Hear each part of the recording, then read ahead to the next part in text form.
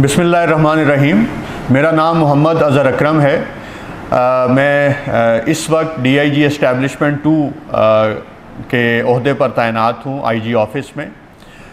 मैं 2001 में बतौर ASP मैंने इस महकमे को ज्वाइन किया और आज तकरीबन 22 साल की सर्विस के बाद मैं यहाँ आपके सामने मौजूद हूँ। मेरा आज आपके पास मुखातिब होने का बेसिक पर्पस अपने एक्सपीरियंसेस को शेयर करना और ख़ास तौर पे इस पॉइंट पे आपके साथ बात करना है कि आवाम में पुलिस के इमेज को कैसे बेहतर किया जा सकता है। पुलिस माशरे का एक नहायत ही अहम ऑर्गेनाइजेशन शुमार होती है किसी भी मुल्क के अंदर, जिसके ऊपर बेसिकली सबसे इम्पॉर्टेंट काम ये है कि माशरे में जो डिफरेंसेस क्रिएट होते हैं वो किसी भी वजह से जो कि कन्फ्लिक्ट का बायस बनते हैं, उसमें अवाम को इंसाफ फराहम करना, माशरे के अंदर लॉ एंड ऑर्डर क्रिएट ना हो, अमन रहे, उसके लिए काम करना, उस काम के सिलसिले में उसको प्रीएम्प्ट भी करना, उसको प्रिवेंट भी करना और उसको ट्रैक भी करना। इस हवाले से पुलिस का जो काम है वो आम काम नहीं है। आप सारे जो ऑफिसर्स हैं जो भी इस महकमे को सर्व करते हैं, इंसाफ के लिए हदीस शरीफ में भी आता है कि जो शख्स इंसाफ के लिए काम करता है अल्लाह ताला उसके बहुत सारे दर खोल देता है। ये एक नहायत इम्पॉर्टेंट काम है जिसके लिए आपको प्रिपेयर होना है अपने आप को। ये ऐसा काम नहीं है कि इसमें 9 to 5 जॉब है, इसमें आपको 24 घंटे काम करना पड़ेगा कुछ दिनों के लिए। लेकिन अगर आप अपने टाइम को बेहतर मैनेज करने की सलाहियत रखते हैं तो आप फील करेंगे कि इसमें आपको खुशी महसूस होना शुरू होगी जब आप लोगों को इंसाफ फराहम करेंगे। प्राइमरीली लोगों को पुलिस से शिकायत हैं क्या, ये हम भी पिछले 22 साल के तजर्बों की रोशनी में देखते आए हैं। एज सुपरवाइजरी ऑफिसर हमें भी पुलिस के बारे में मुख्तलिफ़ किस्म के फ़ीडबैक्स मिलते रहे हैं। सबसे इम्पॉर्टेंट पुलिस के बारे में अमूमी शिकायत ये होती है कि पुलिस ऑफिसर टाइम दे के वक्त पे हमें मिलता नहीं है, या जिस मकसद के लिए हमें बुलाया जाता है हम वहाँ घंटों इंतज़ार करने के बाद हमें मिला जाता है और वो भी हमारी तिश्नगी रह जाती है, हमें पूरी तरह हमारे मौक़िफ़ को सुना नहीं जाता। एक सबसे बड़ा इम्पॉर्टेंट इशू टाइम का ना दे सकना है क्लाइंट्स को। क्लाइंट को कौन होते हैं? वो मुख्तलिफ़ केसेस में मुख्तलिफ़ नौइयत के क्लाइंट्स हो सकते हैं। वो फ्रॉड हो सकता है, वो क्राइम्स अगेंस्ट पर्सन हो सकता है, वो क्राइम्स अगेंस्ट प्रॉपर्टी हो सकता है। इसके अलावा हमारा रवैया, जो सेकंड इम्पॉर्टेंट चीज़ मेरी नज़र में आती है, वो हमारा अमूमी अखलाक और रवैया है जो हम आम आदमी के साथ या अपने क्लाइंट के साथ रवा रखते हैं। इसके बाद अगर बात की जाए तो जहाँ पे कुछ पुलिस ऑफिसर्स अनफॉर्चुनेटली रिश्वत में इन्वॉल्व होते हैं, वो हमारे लिए मज़ीद तज़हीक का और हमारा अमूमी इमेज है उसको डिटेरिएट करने का सबब बनता है। बेइंसाफ़ी का होना या हमारी न्यूट्रलिटी का ना होना, ये अगेन लोगों के अंदर हमारे इमेज को नेगेटिवली पोर्ट्रे करता है। इसमें ज़रूर देखिए, मैं आपको सजेस्ट करूँगा कि आप अगर बहसियत तफ्तीशी ऑफिसर हैं या बहसियत एक कांस्टेबल ऑफिसर के तौर पे हैं, तो क्या आप अपनी कमिटमेंट्स पे पूरा उतर सकते हैं? क्या आपने लोगों को जो टाइम दिया है, अगर बिलफर्ज किसी और सरकारी कमिटमेंट की वजह से आप उस टाइम पे पूरा नहीं उतर सकते, तो आप ज़रूर उनको टाइमली मतला कीजिए। देखिए, हर आदमी का टाइम इम्पॉर्टेंट है।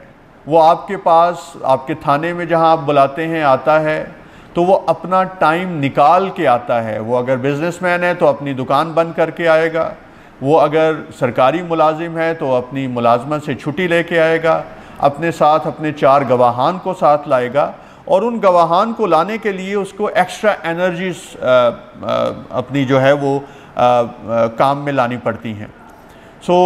ज़रूर उसको टाइमली मतला कीजिए और उसको अगला टाइम ज़रूर दीजिए ताकि वो इस वहम में ना पड़े कि पता नहीं क्यों मुझे जो है वो आज नहीं बुलाया गया, तो ये ना हो कि मेरी दूसरी पार्टी को सुन लिया जाए, मेरी मुखालिफ पार्टी को सुन लिया जाए और केस जो है या फैसला जो है वो मेरे ख़िलाफ़ हो जाए।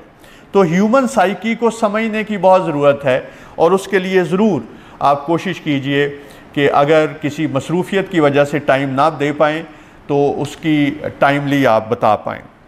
इसके अलावा आपका रवैया, आप यकीन करें, आप किसी शख्स को नापसंदीदा फ़ैसला भी किसी के बारे में करते हैं तो अगर आप उसको मिलने के साथ ही अपने चेहरे पे हल्की सी स्माइल ला के, अगर वो हार्डन क्रिमिनल नहीं है, ऑफ कोर्स हमारे पास ज़्यादातर केसेस ऐसे हैं जो हार्डन क्रिमिनल्स के नहीं आते। अगर हम 100 केस दर्ज करते हैं तो शायद हार्डन उसमें जो बहुत सीरियस नेचर के क्राइम्स अगेंस्ट प्रॉपर्टी हैं वो शायद आपके पास 100 में से 25% की उसकी हो, और उसके लिए भी आपकी एक्सपर्टीज़ जो है वो हम डेवलप करने की कोशिश करते हैं। बाकी केसेस की नौयत ऐसी होती है जहाँ पे आपका अखलाक बहुत मैटर करता है। सम टाइम आप अपने अखलाक की बदौलत कोई ऐसे पैटी इश्यूज़ होते हैं जो कि कन्वर्ट हुए होते हैं FIRs में, उनको आप वहीं पे फॉर एवर उनका डिसीजंस करवा के फ्रीकैन के दरमियान ऐसी फ़ज़ा हमवार कर सकते हैं कि आज अगर ज़रर का मुकदमा दर्ज हुआ है तो कल को अगर वो मामला ख़राब हो जाता तो हम देखते हैं अपनी लाइफ्स के अंदर कि एक छोटी सी गलती की वजह से, रवैये की, इंसानी रवैयों की वजह से वो समटाइम मर्डर तक जाके इख्तिताम होता है। सो इसको जो है ये आप इसमें ज़रूर देखिए कि आप फ्रीकैन में अगर बहुत छोटे मामलात हैं उस मामलात को आप हल भी करवा सकते हैं तो आप ज़रूर अपने तय ये कोशिश कीजिए कि वहीं पे उनके मामलात को हल करवा दिया जाए। उसके बाद बहुत इम्पॉर्टेंट ये है कि आप न्यूट्रलिटी के साथ काम करें।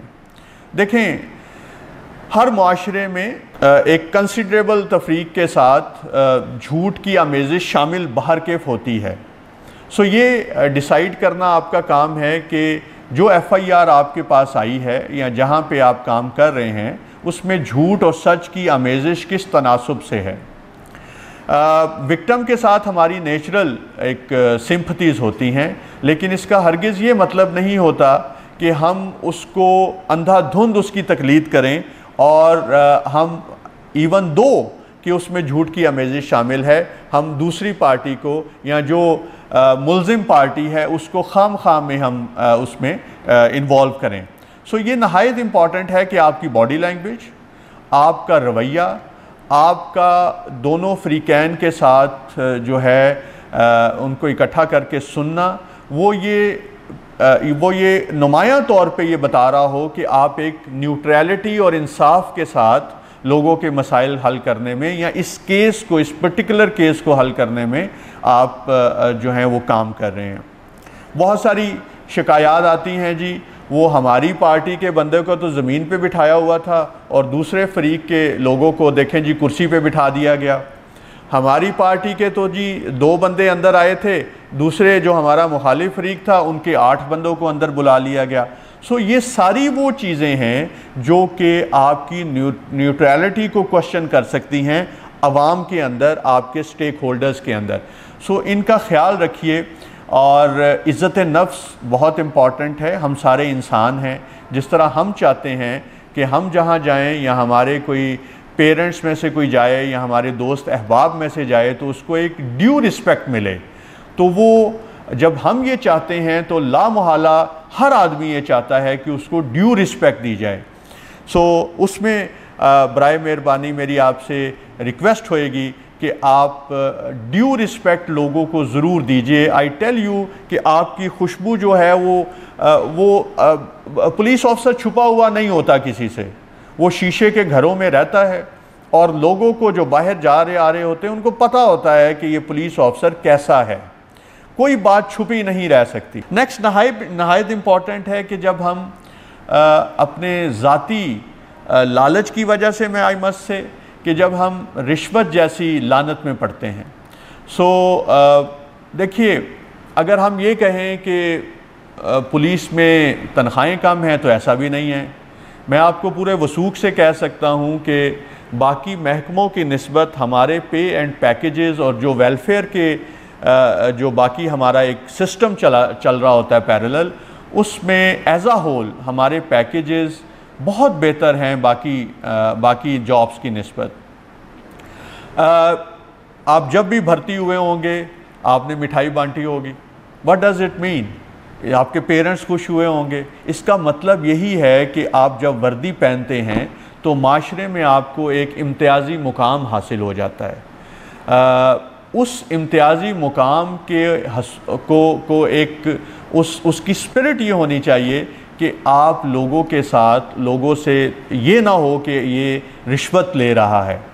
और आई टेल यू कि रिश्वत अगर आप लेते हैं तो छुप नहीं सकते, ये तो पॉसिबल ही नहीं है। सो कहीं ना कहीं कोई ना कोई ज़रूर बात करता है पार्टी बाहर जाके, जिससे अगर खुदा ना खास्ता किसी ने ये रिश्वत ली तो वो ज़रूर जाके बताती है कि मैंने तो पुलिस ऑफिसर को खुदा ना खास्ता इतने उसमें पैसे दिए या ये किया। इंसाफ के तकाज़े is my next point. Important इसलिए है कि अगर हम अखलाक भी अच्छा हो, हम न्यूट्रलिटी के साथ भी काम करें, लेकिन एट द एंड हम उसको अपनी केस फाइल में जो है वो रिफ़्लेक्ट करके उसको सज़ा जज़ा ना दिलवा सकें जितनी उसकी ड्यू सज़ा जज़ा है, तो वो भी इफ़ेक्ट करती है पुलिसिंग को और वो भी इफ़ेक्ट करती है पुलिस ऑफिसर के कंडक्ट को। मैंने अक्सर जगहों पे ये देखा कि हम हेजिटेंट होते हैं कि अपने हाथ से ज़िमनी नहीं लिखते। आई टेल यू ऑनेस्टली, अगर हम अपने कलमी ज़िमनी लिखना शुरू कर दें तो केस फाइल के ऊपर हमारी कमांड इतनी ज़्यादा बढ़ जाती है कि वकील सफाई जो जिरा करता है हमारे ऊपर, उसको हम बड़ा इफ़ेक्टिवली हैंडल कर सकते हैं, मैनेज कर सकते हैं जब उस केस का ट्रायल चल रहा होता है। मैं आपको अपनी मिसाल देता हूँ। बैसियत ASP मैंने जो सबसे इम्पॉर्टेंटली लर्न किया वो उस वक्त किया जब मैं एक विटनेस बॉक्स में खड़ा था और डिफेंस का लॉयर जो है वो आई मस्ट से कि मेरे चीथड़े उड़ा रहा था। सो उसके बाद देन आई रियलाइज़ कि नो, फिर वो हमने गत्ते भी खुद रखे, हाशिए भी लगाए और ज़िमनियाँ जब खुद लिखनी शुरू की तो देन आई रियलाइज्ड कि कहाँ पे हम गलती करते हैं लिखने में। हमने बहुत सारा काम किया होता है, हम बड़े बड़े मुजरिमों को पकड़ते हैं, लेकिन क्या वजह ऐसी है कि हमारा जो अमूमी लोगों के अंदर हमारा इमेज है वो ठीक नहीं है। सो इसको ज़रूर और ये इसमें ये ना फील कीजिए कि ये पता नहीं कितना मुश्किल काम है। ये कोई मुश्किल काम नहीं है। एक दफ़ा आपने सिर्फ इस मिथ को तोड़ना है, आप बरी ज़िम्मा हो जाएंगे लिखारियों से, आप खुशी महसूस करेंगे और कमांड महसूस करेंगे अपने अंदर आना। इसी तरह पुलिस प्रैक्टिकल वर्क को ज़रूर समझिए। लॉज के ऊपर आपका अबूर होना ज़रूरी है। पुलिस रूल्स को बार बार पढ़िए। जो CRPC में और PPC में अगर कोई चेंजेस आती हैं ज़रूर पढ़िए। उर्दू तर्जमे भी मार्केट में अवेलेबल हैं, अंग्रेज़ी के तर्जमे भी अवेलेबल हैं। और बहुत इम्पॉर्टेंट है कि उसके साथ साथ कोर्ट्स के दिए गए डिसीजंस को भी पढ़िए कि कौन सी ऐसी रीज़न्स हैं जिसकी वजह से मुल्ज़मान जो हैं वो बरी हो जाते हैं और हमारी जो पूरी एक मेहनत होती है वो रायगां चली जाती है। सो केस के क्लाइंट के थाने में अप्रोच करने से लेके FIR का इंदराज, दौरान तफ्तीश, पोस्ट तफ्तीश, मुल्ज़िम की गिरफ़्तारी और मुल्ज़िम को सज़ा दिलवाना, अगर हम इसके अंदर अपने प्रोफेशनली अपने एक थॉरो प्रोफेशनल होने के नाते प्लस अगर हम अपने आप को दयानतदारी के साथ इंसाफ के तकाज़ों पे अमल करेंगे और लोगों की इज़्ज़त नफ्स का ख्याल रखेंगे तो आई एम कॉन्फिडेंट कि ये इमेज जो है लोगों की नज़र में बहुत बेहतर हो जाएगा। Thank you very much.